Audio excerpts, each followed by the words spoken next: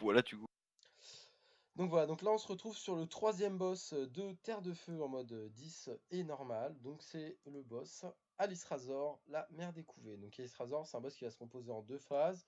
Donc au départ, le boss est au sol lors du pull et on va pouvoir le taper. Donc au moment où on la tape, attention, le raid va prendre des dégâts raisonnables mais quand même soutenus. Donc voilà, pour les healers, c'est une phase assez compliquée parce qu'en général le groupe est dépack.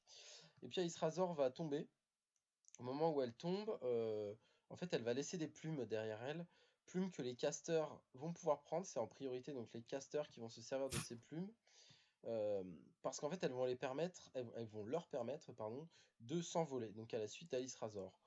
Quand les casters sont en vol, ils doivent prendre donc il y a deux types d'AOE qu'Alice Razor va laisser dans son sillage. C'est des AOE qui vont faire des dégâts, donc celle-ci, et des AOE qu'il va falloir prendre pour prolonger le buff qui permet aux DPS de voler. Donc ça c'est pour les DPS qui vont monter. Ensuite, tous les DPS qui vont rester en bas, leur objectif ça va être de tuer le plus rapidement possible les initiés de la serre flamboyante, donc qui vont poser des debuffs et qui vont lancer des attaques. Ça c'est pareil, étant donné que ça pose une AOE au sol, c'est compliqué quand il commence à y en avoir trop. Donc là on vient de passer à la deuxième phase de la phase principale.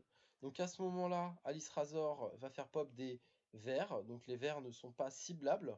En revanche, les bébés voraces, eux, peuvent être ciblés, et il est d'ailleurs important de les cibler parce que ce sont grâce à eux qu'on va pouvoir qu'on va pouvoir tuer les vers.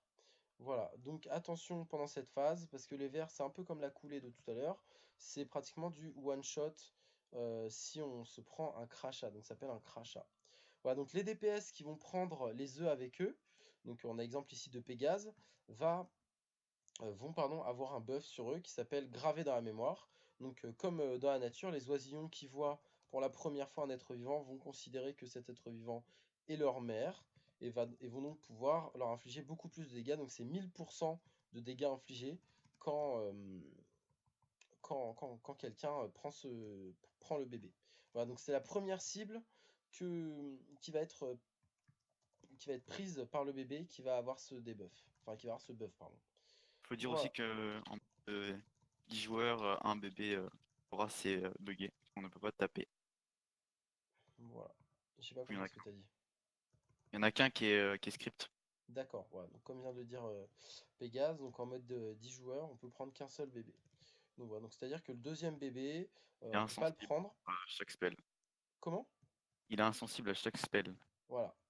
Donc on peut tout simplement rien lui faire. Donc par exemple, si j'allais le voir et que je lui mettais ça, voilà, il l'évite, ainsi que toutes mes attaques automatiques que je vais pouvoir lui mettre.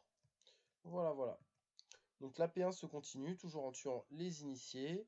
Donc ici on a le tank qui j'ai l'impression à crash. Donc j'espère que ça va revenir parce que la P2, c'est très important d'avoir un tank. En fait c'est même primordial, on ne peut pas la passer sans tank.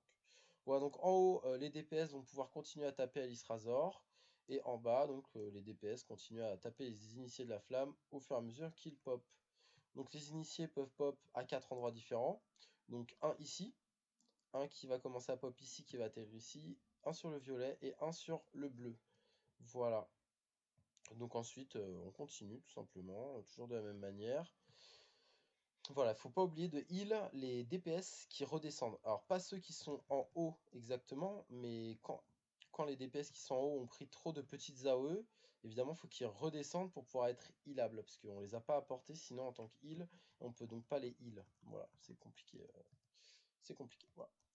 Donc, voilà, donc là on va passer en P2. Donc précédent à P2, il y a une phase qui s'appelle donc d'orage. Donc il y a des tornades de feu sur toute la map, tornades de feu qui ne one-shot pas encore une fois, mais qui infligent de très lourds dégâts à quiconque se prendrait dans cet orage.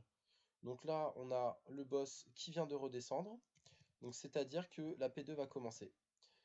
Euh, à ce moment-là, le boss va prendre 50% de dégâts supplémentaires. Donc c'est le moment de burst, de claquer éventuellement la furie, la BL, comme vous voulez.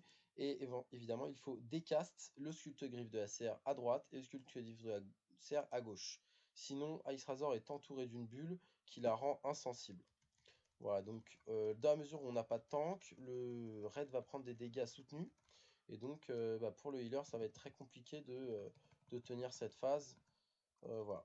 À ce moment-là, normalement, c'est plutôt des gros CDI qui partent. pour tenir cette phase donc de dégâts soutenus. Euh, donc là, d'autant plus que, comme je vous ai dit, il n'y a pas de tank. Voilà, donc là, par exemple, on aurait pu claquer un Kriwar. Évidemment, Pégase est mort, c'est normal, hein, c'est complètement normal sans la présence d'un tank. Voilà, donc à ce moment-là, la En fait, c'est P1, moi qui avais l'aggro. la P1 reprend et on va pouvoir donc monter. Donc d'autres DPS vont pouvoir monter, comme à chaque passage d'Alice Razor en bas. Elle lâche des plumes, donc d'autres DPS vont pouvoir monter pour continuer à DPS. Comme vous voyez ici, il lui reste 2 M, ça descend assez rapidement parce qu'il doit avoir entre 3 et 4 DPS en haut en train de la taper. Et, euh, et voilà. Alors ce que j'ai oublié de dire, c'est que les plumes que vous prenez, en fait, elles permettent à tout le monde de cast euh, en même temps qu'il marche. Voilà. Donc pour les heals, c'est très pratique aussi, et pour tous les casts, c'est aussi très pratique. Voilà. Donc que vous ayez un stack, ah, ça commence à un stack, hein. Donc si vous avez un stack, vous pouvez cast et vous déplacer en même temps. Voilà, donc Ace Razor vient de se terminer. Euh, on va passer au quatrième boss de Terre de Feu en mode 10 normal, et donc qui sera Shanox. Au revoir et à tout à l'heure, Pégase. À toutes.